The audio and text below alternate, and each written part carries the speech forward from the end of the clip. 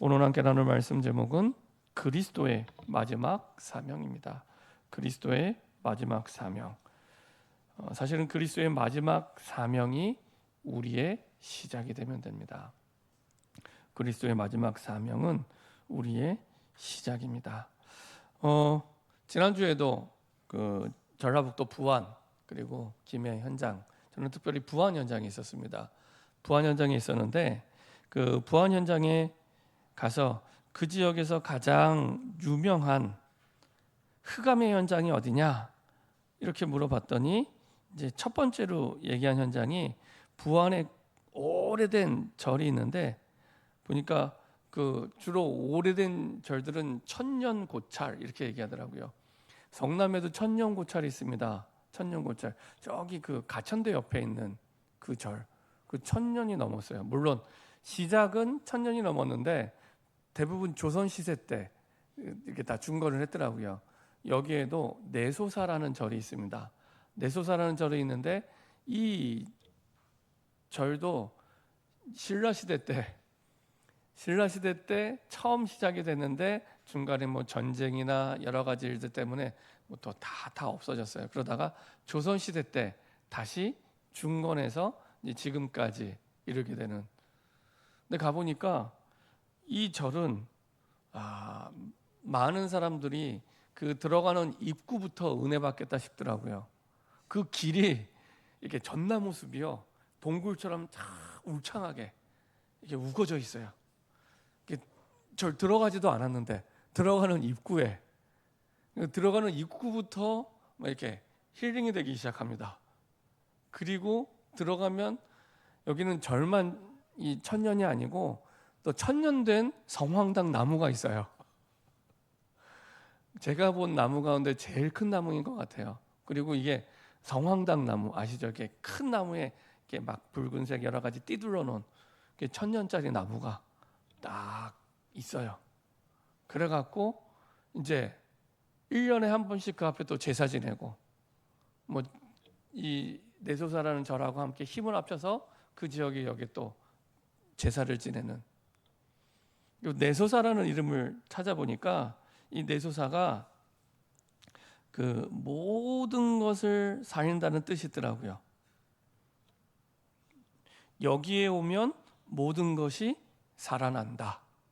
그래서 내소, 여기에 오면 올레자리에서 여기에 오면은 모든 것이 살아난다. 그래서 이야, 복음하고 참 비슷하다. 그래서 내소사 이렇게 얘기를 합니다. 그래서 이 절이 뭘로 유명하냐면 템플스테이로 유명해요. 그래갖고 그 들어가는 입구에 플랜카드에 뭐가 붙여 있냐면 전국 최우수 템플스테이라고 이렇게 딱 되잖아요. 전국에서 최우수로 뽑혔어요.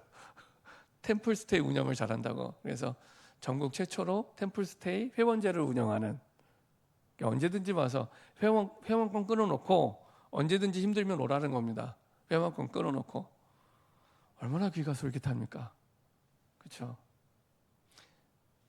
이 그런 현장. 그래서 많은 분들이 와요. 이 템플스테이에. 근데 들어가는 걸음부터, 그러니까 인위적으로 만든 길도 아니에요. 전나무 숲이 막 울창하게 있고, 막 천년된 나무가 있고, 들어갔더니 국보, 나라 보물들이 이렇게 있고, 뭐 가는 족족 막 이 복음 모르면은 은혜 받겠더라고요. 그런 절. 거기에다가 이제 아예 머물고 그 뒤에는요, 이게 숲으로, 이게 높은 산도 아니에요. 적당한 높이의 산의 숲이 병풍처럼 딱 휘감고 있어요. 기가 막힙니다. 이 풍경이. 그래서 뭐 전국에서 가장 뭐 이쁜 숲이 있는 곳으로 또 뽑히기도 하고. 하여간 자연 환경이 좋은 게 이만저만한 게 아닙니다. 아주 좋아요. 그런 환경 속에 절이 딱 있어요. 얼마나 많은 사람들이 와서 이 은혜를 받는지. 그래갖고 보니까 또 갖출 거는 다 FM대로 갖춘 게 많아요. 보통 가면은 절에 종이 하나가 있는데 여기는 그 종각인데 종만 있는 게 아니라 북도 있고 종도 있고 나무, 물고기, 목각도 하나 걸려 있고 여기에 이렇게 철방 같은 것도 하나 있어서 이게 다 의미가 있어요. 그러니까 FM대로. 뭐 예를 들면은 나무 물고기를 걸어놓은 거는 물고기의 생명에 생기를 불어넣는 이런 의미가 있고, 가죽은 가죽 북 있잖아요. 그거는 가죽으로 덮여 있는 동물들에게 생명을 불어넣어주는. 그러니까 그걸 치면 기가 막힙니다. 그리고 종치고, 그리고 또 뭐 편종 같은 것도 치고 4개가 걸려 있어요.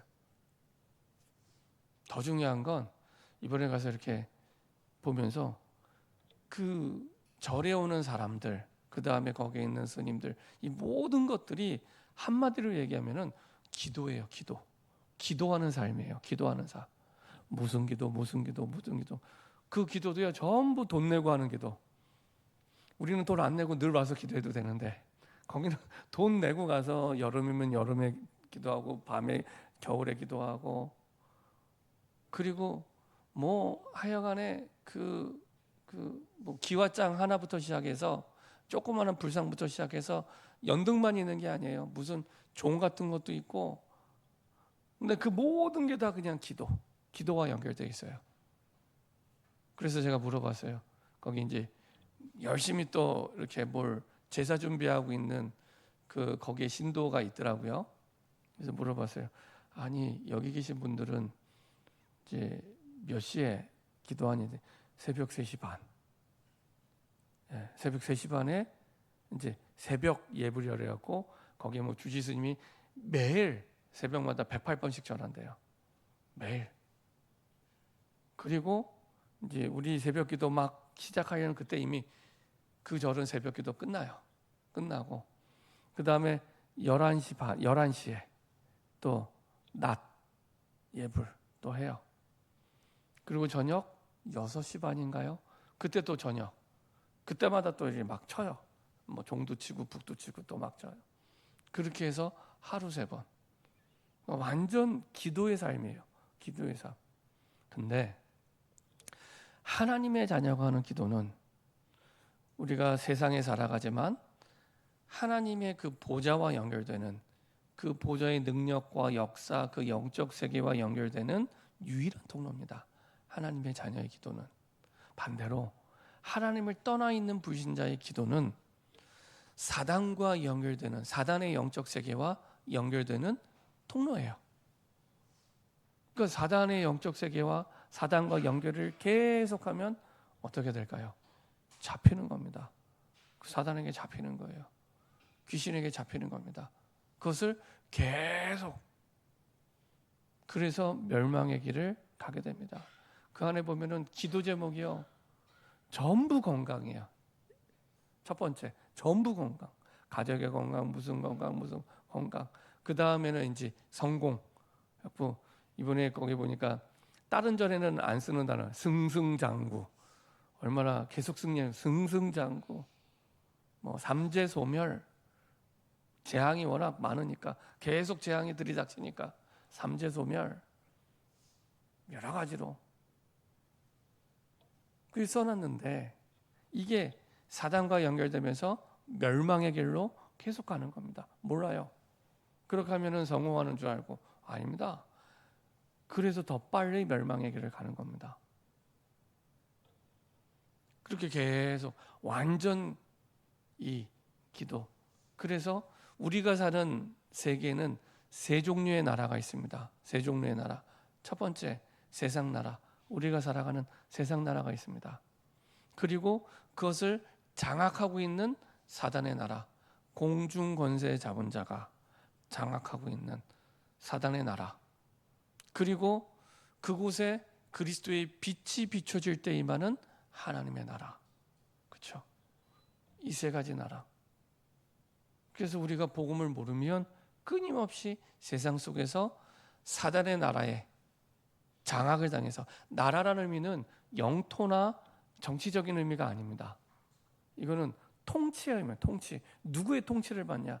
사단의 통치를 받으면 사단의 나라에 사는 거예요. 하나님의 통치를 받으면 하나님의 나라에 사는 거예요. 누구의 통치를? 쉽게 얘기하면 주인이 누구냐? 우리의 주인이 누구냐? 하나님을 떠나 있으면 주인이 사단 마귀거든요. 그 속에 통치를 받는 거예요. 모르게. 공중 권세 잡은 자에 끌려서 나는 지금 현실은 세상 속에 살아가는데 내 모든 영적 세계와 배경은 사단의 나라 속에 살아가는 겁니다. 그래서 어려운 거예요. 그 배경이 지옥 배경입니다. 지옥 배경. 근데 주인이 바뀌면, 하나님이 주인이 될 때 이제는 하나님의 나라의 배경 속에, 내가 세상 속에 살아가지만 하나님의 나라의 배경 속에 살아가게 되는 겁니다. 그래서 우리 구원받은 우리는 하나님 나라 자체, 우리는 그런 인생으로 바뀐 거예요. 우리는 하나님의 통치를 받는 사람이기 때문에, 하나님의 주인이기 때문에, 내 인생의 주인이 하나님임을 믿고 맡기는 그때부터 하나님의 나라를 누리게 됩니다. 그때부터. 그렇지 않으면 구원은 받았는데, 엄청난 하나님의 나라의 배경이 돼 있는데 내가 세상 속에 사단에게 속아서 또 사단의 나라의 그 고통 속에, 그 어려움 속에 살아가게 만듭니다. 그래서 하나님이 주시는 언약 속에 하나님 나라의 배경을 누리도록, 예수님께서 부활 이후에 40일 동안 나타나셔서 집중적으로 전달한 내용이 그래서 하나님의 나라입니다. 늘 말씀드리지만 나라라는 개념보다 하나님의 왕국, 하나님의 왕국, 하나님이 우리 왕이 되셔서 통치하는 그때 그 응답을 받는 겁니다. 그 응답이 응답 중에 응답이요, 우리에게 주시는 최고의 응답입니다. 그래서 예수님이 시작할 때 처음 전달하는 메시지가 회개하라. 네가 가는 인생길 돌아서란 얘기입니다. 길을 돌아서는 게 회개입니다. 가던 길 돌아서서, 네가 주인 돼서 가던 길을 돌아서서 하나님이 주인 된 인생, 그게 최고의 인생이기 때문에 영세전에 준비된 하나님의 플랜을 따라 응답받을 수 있도록 그 하나님의 나라의 응답을 받으라는 겁니다. 하나님이 주인 된 인생, 그게 예수님 메시지의 핵심이었습니다.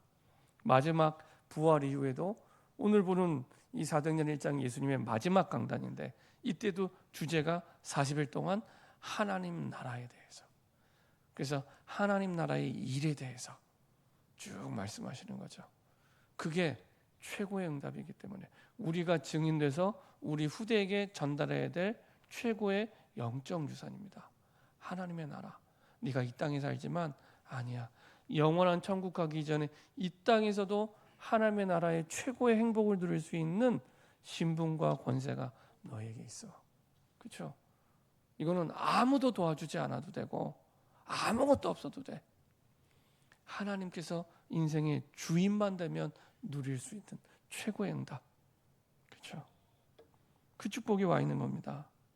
그래서 예수님이 베드로에게 가셔서 뭐라고 말하지 않으시고 치유부터 증거를 주셔서, 네가 네 생각대로 해보니까 고기 한 마리도 못 잡았잖아. 알고 물어보신 거예요. 자기의 뜻 따라, 계획 따라 가릴 간 거예요. 예루살렘에 있어야 되는데 가서 이제 자기 옛날 정체성으로 돌아간 거예요. 나는 고기 잡으러 가야겠다고.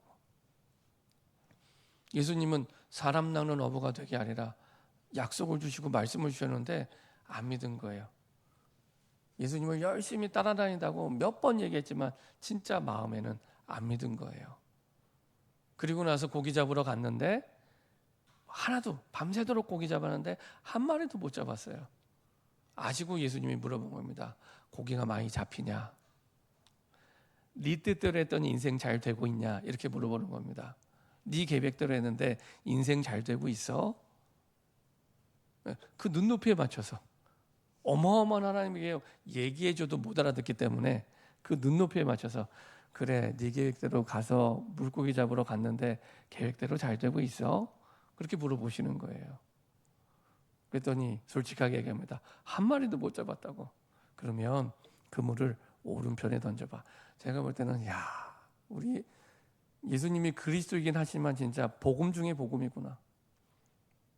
섭섭한 얘기 한마디도 얘기 안 하시고 그물을 오른편에 던져봐. 던졌더니 또 말씀에 순종을 했어요.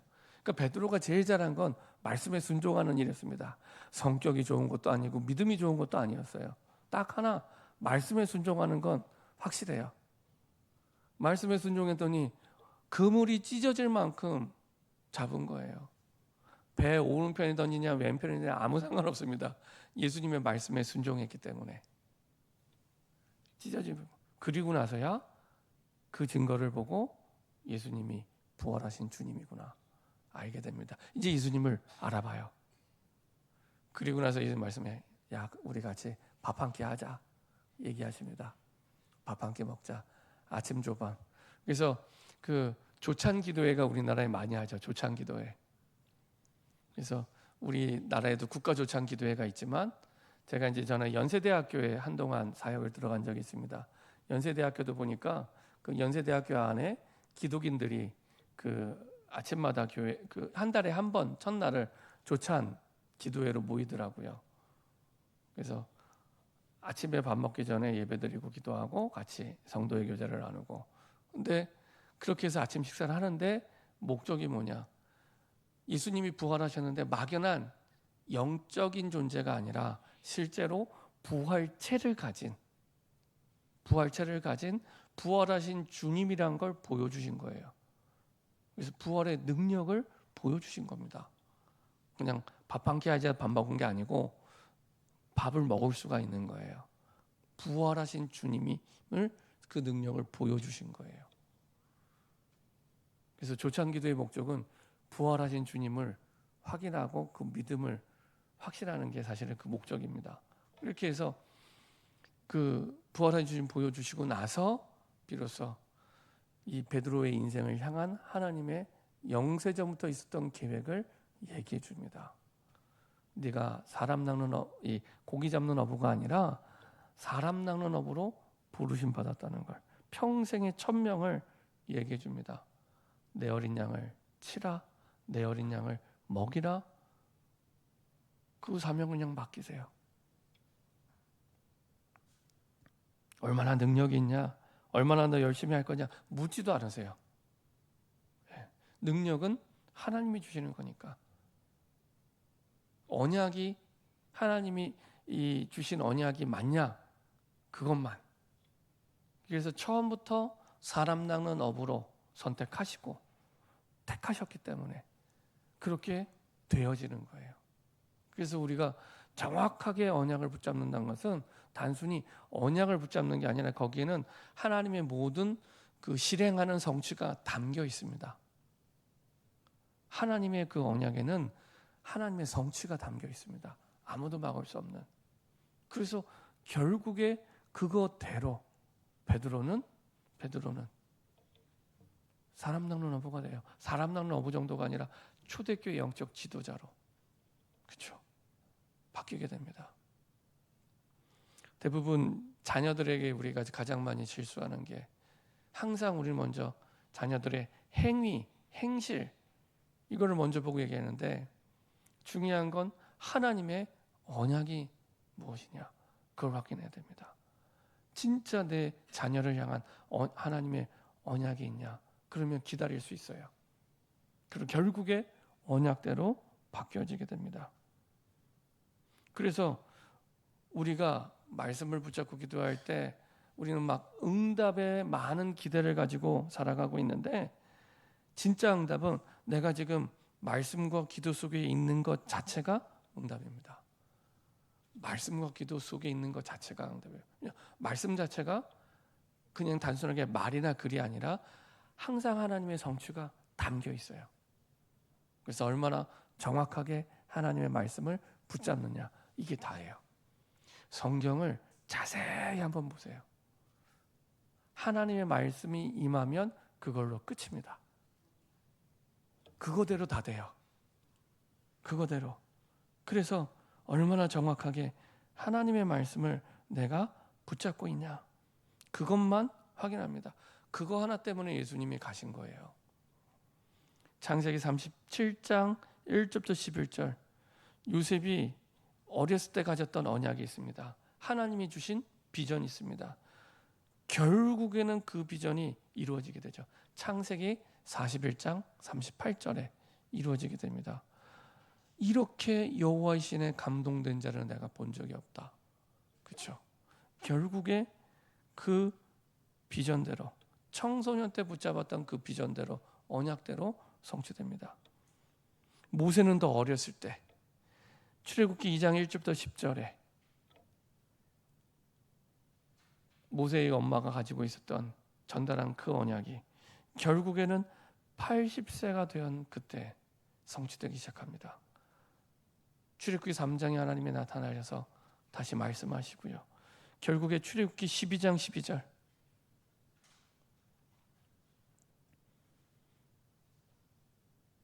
그 언약이 성취되면서 이스라엘 민족이 해방돼서 나오는 아침을 맞이하게 됩니다. 그 주역이 모세가 되죠. 결국에 모세를 통해 하나님이 그 일을 이루어갑니다. 사무엘도 마찬가지입니다. 사무엘도 사무엘상 3장, 하나님의 말씀이 임한 그때부터 그 시대를 살리는 선지자의 사역이 시작이 됩니다. 이것이 언제 이루어지게 됩니까? 사무엘상 7장 1절부터 15절에 보면 이스라엘 민족을 살리는 미스바 기도운동, 복음운동의 주역으로 쓰임받게 됩니다. 이렇게 주셨던 말씀대로, 놀라운 사실은 사무엘이 사무엘 3장에 보면은 말씀을 받는데, 사무엘상 1장에 보면은 3장 1절에 보면 이상이 흔히 보이지 않더라라고 얘기를 합니다. 그 증거로 원래는 하나님의 말씀이 누구에게 임해야 될까요? 제사장에게 임해야 됩니다. 대제사장. 근데 대제사장에게 말씀이 임하지 않고 오히려 사무엘에게 임한 하나님의 말씀을 이 대제사장이 듣게 되죠. 그래서 그만큼 그 시대가 흑암의 시대였다는 반증입니다. 어둠의 시대. 그 사람의 개인의 인생에 하나님의 말씀이 없으면 흑암의 시대의 인생을 살아가고 있는 겁니다. 우리의 가정에 하나님의 말씀이 없으면 흑암의 가정 속에 살아가는 겁니다. 그 인생에, 특별히 우리 후대에 하나님의 임한 말씀이 없으면 흑암에 잡혀서 살아가는 인생으로 살아가는 겁니다. 어떻게 하면 좋겠습니까? 그렇죠? 그래서 정신 문제, 마약 중독의 문제가 너무 많아요. 이번에도 그 부안 그 주원교회 갔더니 그 교회 사모님이 그 지역 아동센터에서 상담하시는 사회복지사예요. 이 아픈 애들이 너무 많대요. 시골에도 정신 문제로 아픈 애들이, 그리고 그 경계에 있는 애들이 너무 많대요. 경계에 있다는 얘기는요, 멀쩡히 클 수 있는 애들이에요. 멀쩡히 제가 원주에서 사역할 때 되게 가슴 아픈 아이가 한 명 있었는데, 이 아이도 정상적으로 태어났어요.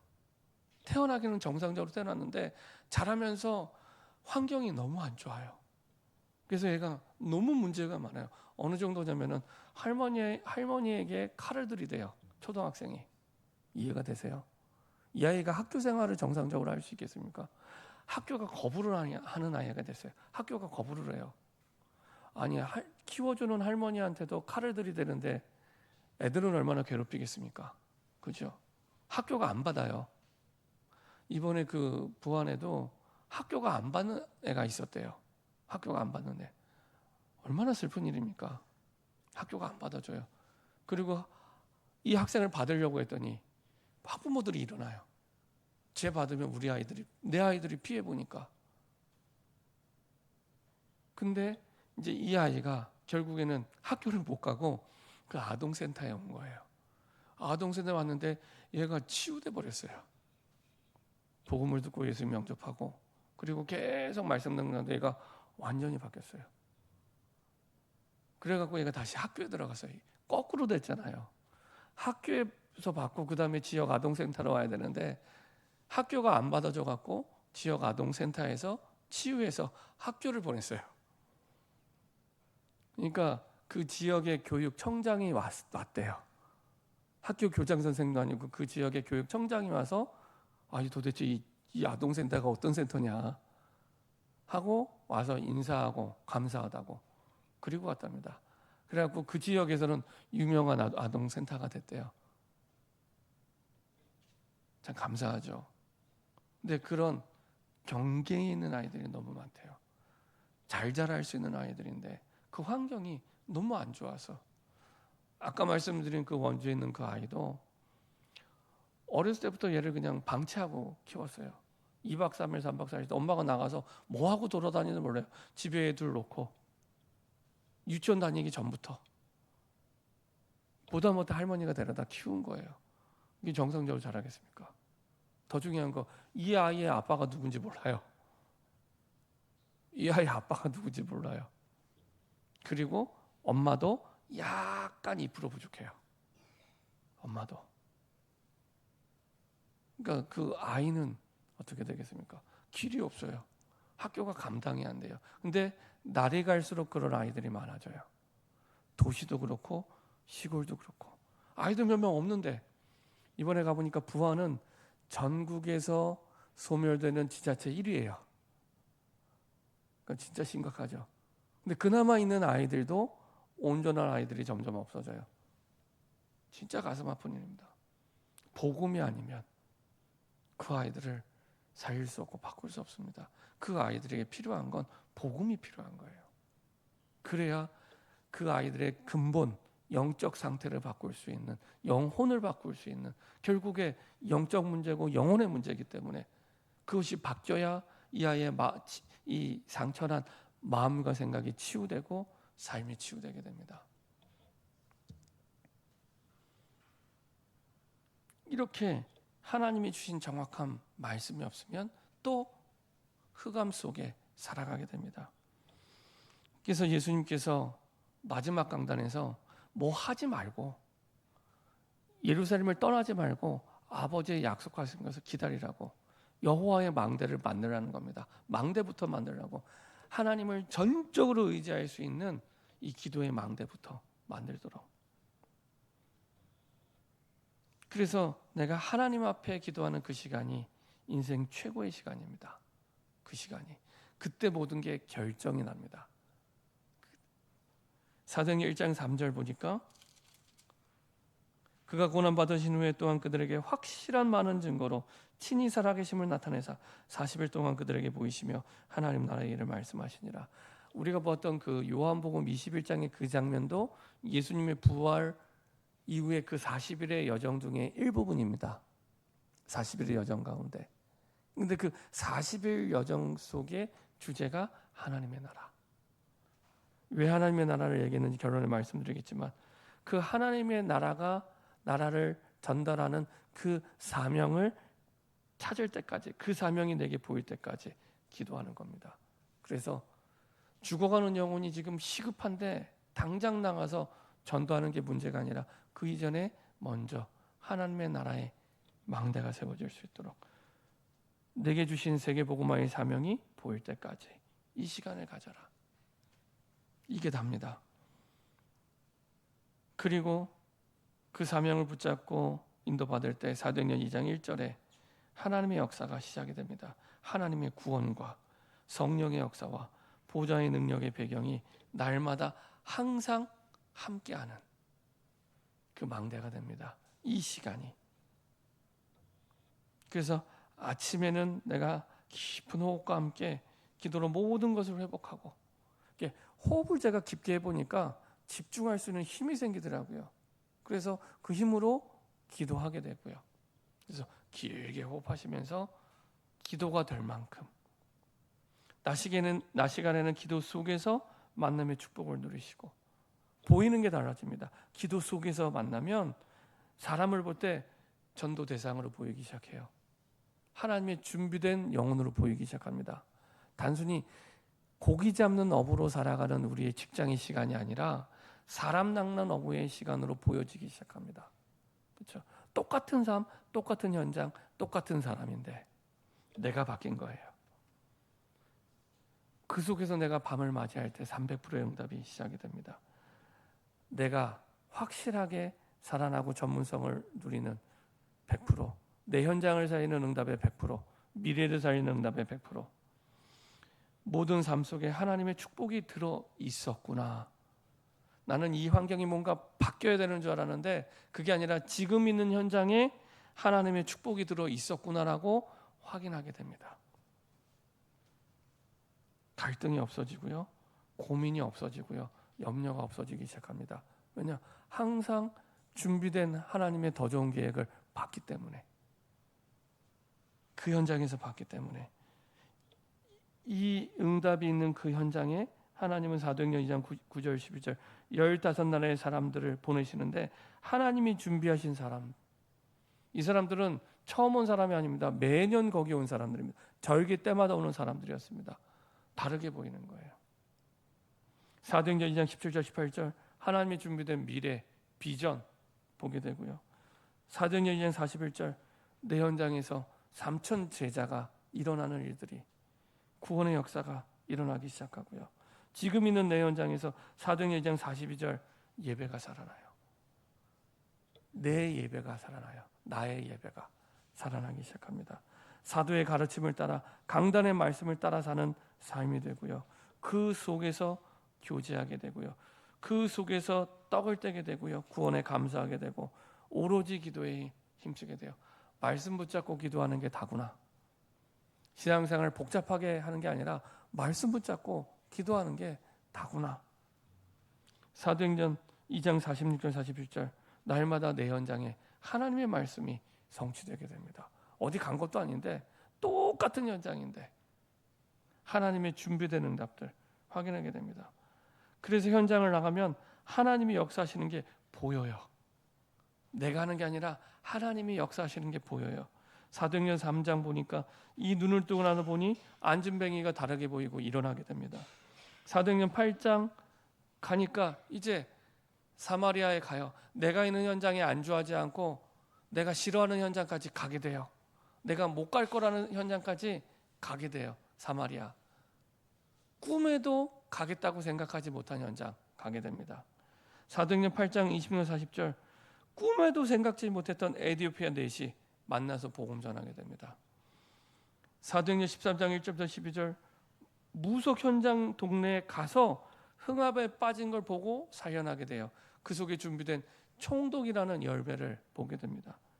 이디오피아 넷이 하나님이 준비한 사람, 사실은 이디오피아에 하나님이 이미 회당이 있었습니다. 그래서 이미 하나님의 말씀을 듣고 있었던 그 사람을 예루살렘으로 보냈다가 돌아오는 길에 정확하게 성령의 인도 따라 빌립 집사를 만나게 하시죠.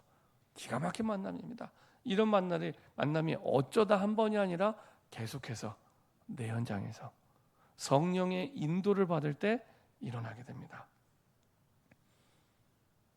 사도행전 16장에 전도에 문이 막혔는데 현장 보는 눈이 있는 사람은 막힌 걸로 안 보여요.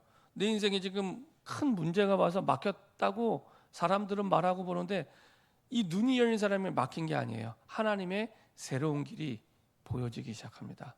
그래서 완전히 새로운 99% 현장에 도전하게 됩니다. 그래서 마게도냐 지역으로 믿음의 도전이 시작되고 가게 되고, 거기서 또 준비된 그 루디아를 찾게 되는데 뭐 하다가 찾게 되세요? 기도처를 찾다가. 이게 모든 게 기도 속에서 이루어지는 거예요. 기도 속에서 기도처를 찾다가 루디아를 만나게 되고, 루디와 함께 사명을 이루는 미션홈이 시작되니 귀신 들리는 자를 또 고치게 되고, 억울하게 교도소에 들어갔는데 거기서 또 하나님이 역사하시고, 가는 곳마다 가는 걸음마다 이게 신기한 게 꼭 기다렸다는 듯이. 이번에 그 월요일날 참사랑교회 가서 캠프 세미나를 쭉 듣는데 보신 분들은 알겠지만 그 함께 사역하는 목사님들 가운데 간증을 한번 하셨어요. 근데 이분이 이제 2년 전에 같이 캠프를 시작하면서 쭉 인도받는 가운데 너무 신기하대요. 그 교회는 공장지대에 있습니다. 공장지대. 가정집이 있지도 않아요. 공장지대에 있는데 하나님이 전도의 문들을 그 공장지대에서 문을 여시더래요. 그래서 첫 번째 문이 열린 데가 대전 지역의 트로트 가수협회 회장. 그래서 그해 크리스마스 행사를 트로트 가수들과 함께 했대요. 크리스마스 행사를. 그래갖고 그 한 사람 때문에 대전 지역의 트로트 가수들이 다 교회에 오게 됐대요. 지금도 잘 다니고 있대요. 신기한 건 그 트로트 가수협회 회장이 이제 본인은 교회를 나가고 싶은데 못 나가고 있어서 자기 공장에서 사람들 모아서 구역 예배 드리고 있었대요. 구역 예배 드리는 현장에 들어가게 된 거예요. 만나서 그럼 내가 다음 주부터 그 교회 가겠다 해서 구역 예배 드리던 사람들이 고스란히 다 교회로 왔어요. 다 트로트 가수 하시는 분들이. 그러면서 지금은 이제 계속 지교회 사역이 이루어지고 있는데 그 사이에 한 8개 지교회가 세워졌는데 하나님 계속 문을 여시는데 뭐라고 표현하냐면 자동문이래요. 자동문. 이게 문이 그냥 이렇게 열리는데 가면 열려 있대요. 자동문. 그래서 그냥 문을 열어주는 게 아니라 문이 하나 열려서 너무 기쁘다가 아니라 자동문으로 계속. 이게 바울이 가는 현장마다 꼭 자동문처럼 열려요. 신기하죠. 하나님이 준비된 응답을 기가 막히게 그 걸음에 맞춰서 하나님이 주세요. 성령의 인도를 받을 때 그런 성령의 역사를 체험하게 되고 성령의 열매가 맺혀지게 됩니다. 이게 사도행전의 흐름이고 역사입니다. 기도처를 가다가 루디아를, 그리고 데살로니가 지역에 가서 또 이 로마로 가는 중요한 길에 있는 데살로니가에서 야손을 만나고, 데살로니가는 그 마게도냐의 수도입니다. 이 경기도 지역의 수도가 수원이잖아요. 여기는 데살로니가입니다. 그래서 로마로 가는 중요한 길은 여기를 통하게 돼 있어요. 그리고 사도행전 18장에 고린도에 가서는 평생 선교할 수 있도록 돕는 파수꾼 브리스가 부부, 자기의 목도 기쁜 마음으로 내놓을 만큼 이런 제자들을 만나게 됩니다. 이런 응답들을 누리게 됩니다. 그리고 하나님은 점쟁이가 아닌데 말씀을 따라갔을 뿐인데 미래가 보여요. 하나님이 준비한 것을 보게 됩니다. 말씀대로 되는 거니까. 사도행전이 아니라 로마서 16장 25절 27절 하나님이 감추어둔 사람들이 바로 그 로마서 16장의 인물들, 자동문처럼 준비해놨던 그 인물들, 바울의 인생을 통해 만나게 하시고요. 바울이 원래 약속하고 만난 사람들도 아니고 알던 사람들이 아니라는 사실, 그렇죠? 말씀 따라서 만났던 사람들입니다. 이런 사람들이 내 지역에 있다는 겁니다. 분당에 있다는 겁니다. 광주에 있고 용인에 있습니다. 그래서 우리 교회를 분당에 세우신 거예요. 분당에 있기 때문에. 그래서 나를 광주에 살게 하시고 용인에 살게 하신 겁니다. 있기 때문에 거기에 우리를 보내셔서 찾으라는 겁니다. 이렇게 사도행전 17장, 18장, 19장 하나님은 회당으로 인도하셔서 하나님의 준비된 남은 자들과 아이들에게 복음이 증거되게 하시죠. 그리고 사도행전 18장 30절 31절 로마에 가서도 하나님의 말씀을 금하는 자가 없더라. 왜냐? 하나님의 말씀을 전달하는 게 인생의 목적이었기 때문에 우리에게 주신 목적도 하나님의 말씀을 전달하는 겁니다. 말씀이 없으면 흑암 속에 사단에게 잡혀서 사단의 나라에 살아가고 있으니까 말씀에 빛이 비춰지도록, 그게 가장 중요한 거죠. AD 70년 이스라엘이 망하고 무너지고 남은 자들이 세계로 흩어지게 됩니다. 그리고 그 현장 속에 하나님이 준비한 7포인트의 제자들이 일어나게 되죠. 흩어져서 보냈다는 얘기는 그 현장에 이렇게 7포인트의 제자들이 준비되어 있다는 겁니다. 복음 가진 남은 자, 그리고 이 복음을 전할 순례자, 그리고 이 복음을 가지고 정복할 정복자 남아있다는 겁니다. 흩어져서 안디옥 교회를 세울 그런 흩어진 자, 그 지역을 살릴 파수꾼, 그리고 그 지역을 살릴 정탐꾼, 그리고 복음의 깃발을 들고 대로를 준비하는 사람들이 있다는 겁니다. 그래서 흩어뜨리는 거예요. 안 가니까 흩으시는 거예요. 그래서 하나님이 흩으시기 전에 가시기 바랍니다. 하나님의 방향은 2, 3, 7 나라 5천 종족이기 때문에, 세계복음하기 때문에 하나님은 가라는 겁니다. 99% 버려져 있는 현장 속에 들어가게 하십니다. 결론입니다. 예수님의 부활을 증거하는 증인의 삶이 목적입니다. 그 목적을 두고 인도하고 계십니다. 자, 오늘 사도행전 1장 후반부에 22절 말씀을 한번 보도록 하겠습니다. 우리가 후반부는 잘 안 보죠. 근데 마가다락방에 모인 이 11명의 사도 가운데 마지막 한 명을 뽑기 위해 모인 장면입니다. 근데 이 11사도와 마가다락방에 모인 70인 제자들, 중직자들의 목적에 대해서 얘기를 합니다. 그래서 그 목적을 두고 한 명 더 뽑아야 된다 이렇게 얘기하는 겁니다. 자, 사도행전 1장 22절 우리 마지막으로 한번 읽어보도록 하겠습니다. 시작. 항상 우리와 함께 다니던 사람 중에 하나를 세워 우리와 더불어 예수께서 부활하심을 증언할 사람이 되게 하여야 하리가 하거늘. 예수님이 40일 동안 그 소중한 시간에 다른 현장에 안 가시고 예수님의 부활하심을 보여줬어요. 그 이유는 이 제자들이 예수님의 부활을 증거하는 증인되도록, 이게 목적입니다. 증거의 목적이 있는 게 아니고 이 증거를 통해서 예수님의 부활을 전달하라고, 이게 목적입니다. 우리는 기도하면 응답받으면 되게 좋잖아요. 뭐 병이 나았다든지 아니면은 우리의 경제 문제가 해결된다든지 하는데, 거기에 그게 목적이 아니라 이걸 통해서 예수님의 부활이 전달되는 게 목적이라는 겁니다. 부활이 뭡니까? 죽은 자가 살아나는 거예요. 죽은 자를 살아나는 거예요.